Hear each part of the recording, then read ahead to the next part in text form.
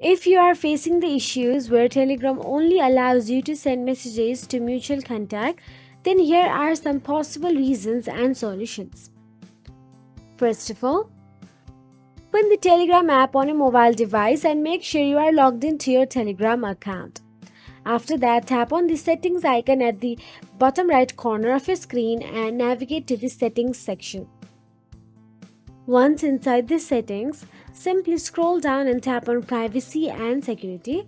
There, simply tap on the messages and ensure it is set to everybody if possible. So, if the recipient may have restricted who can message them, the possible reason can be this. So make sure and also ask the recipient to check their privacy settings. The person you are trying to message should also check their privacy setting and allow messages from everyone instead of just contacts. Now, the other method is simply use another Telegram account.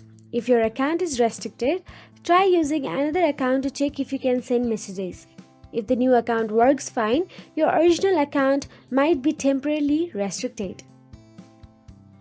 Now, if none of these work, then simply go to any web browser and search for the Telegram support and tap on the support option available there at the top and explain your issue and request a review to Telegram supports.